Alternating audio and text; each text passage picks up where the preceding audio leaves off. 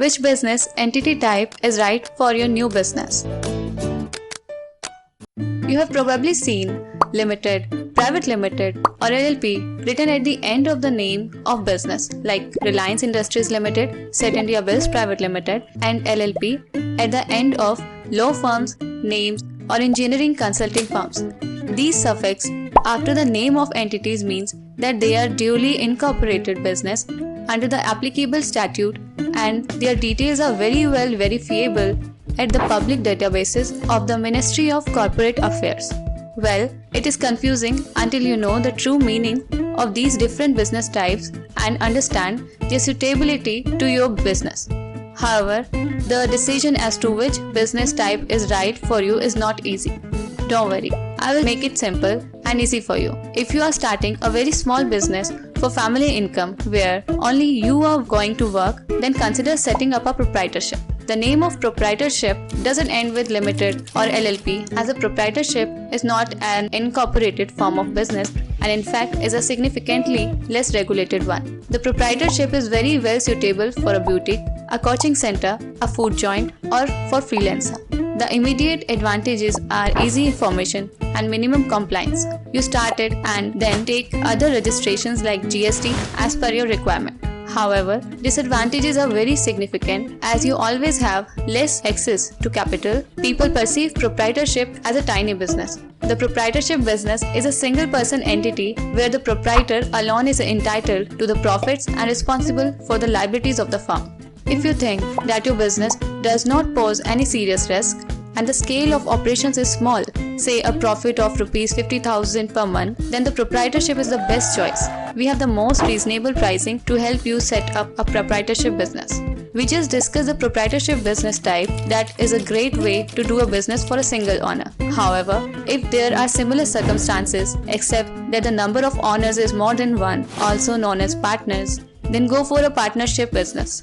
A partnership business brings the same kind of simplicity and disadvantages. The partners share the risk and reward as a proprietor. With the introduction of limited liability partnership, people have started making LLP instead of a traditional partnership. Well, we discussed two traditional business types that are quite common and are mostly adopted by family-run businesses or tiny budget startups. Before I take you to the modern business types, let's understand the difference between the incorporated or unincorporated business. A business that you can start without any specific government approval is generally known as an unincorporated entity, such as a proprietorship, partnership, and HUF. As you can see, to create a proprietorship, you do not need any specific registration or license. Similarly, a partnership is also an example of an unincorporated business that you can start just by entering into a partnership agreement. As such, no prior registration of the partnership firm is necessary. However, there is a provision of registering it in the Partnership Act. The incorporated business entities are the business types that come into existence after its registration under a specific statute such as an LLP or a private limited company. An LLP or a company comes into existence only after the Registrar of Companies issues a certificate of incorporation. The incorporation of these entities is done based on the legal provisions as provided under the LLP Act or the Companies Act. Finally, now we have to understand the difference between an LLP and a company and what you should choose as a business type. Let us first understand the similarities between an LLP and a private limited company. Both of them are incorporated form of business and have a solid legal background, where the details can be verified on the website of the Ministry of Corporate Affairs. The LLP, as well as the company structures, ensures limited liability to the partners and the shareholders. Limited liability implies that the owners or shareholders are not personally liable to pay debts of the business. They are only responsible for the unpaid shares of the capital. Both the forms of business are prevalent in India. We recommend the LLP form of business to small service providers, consultants, freelancers, and professional service providers who intend to avail benefit associated with incorporated units. The compliance reporting requirement is relatively less if you compare with a company. We do not see easy capital raising capabilities in case of LLP, hence do not recommend the LLP form of business to an expanding business or startups that you have a great idea and intend to raise funding in future. most people compare the LLP and company on the compliance and tax aspects. However, I would be dealing with these here. In brief, I recommend you to refer to our detailed comparison between LLP and a private limited company. Please see the link in the description. Both of the business types have to maintain a physical registered address, install a business nameplate, maintain a bank account, do regular accounting. The income tax rate for an LLP is 30% on the profits of the LLP, whereas for a company, the income tax rate varies from 15% to 30% based on the type of the company. For newly incorporated manufacturing companies, after 1st October 2019, the income tax rate is just 15%, and for any other company that is not availing any additional incentive or exemption, the income tax rate is 22%. You can see that the income tax rate is higher in the case of the LLP in comparison to a company. Every year, a company must get its book audited from a chartered accountant, that is known as an annual statutory audit. However, in the case of the LLP, the statutory audit is not required if the capital invested is up to 25 lakhs and the turnover is less than 40 lakhs.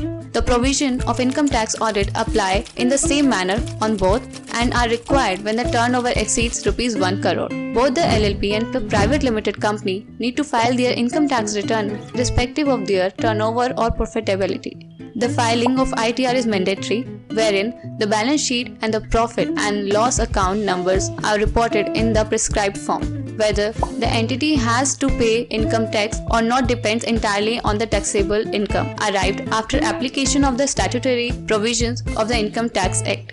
We shall assist you with the ITR filing. The provisions of GST apply similarly to all business types, and the GST rate is based on the goods and services that are supplied. However, the registration under GST is not mandatory until your business reaches the threshold limit of turnover or you enter into any interstate transactions. For your queries on GST, you are most welcome to contact us. The LLP and the company have to file the annual ROC returns before their respective due dates. The yearly ROC returns of the LLP is relatively easy in comparison to the companies. In the annual ROC returns of the LLP or the company, the details of any changes in the management and shareholding are reported along with the financial statement of the business. We at Set India Biz provide end-to-end ROC return services for meeting all the compliance for your business. I tried to put across all the primary considerations that you should analyze at the time of starting a business. We understand that you may have several questions on the best business type for your startup. We are available to answer them. Just log into our website www.setindiabiz.com. Subscribe and click on the bell icon to get corporate updates from Set India Biz. Set India Biz. Business begins here.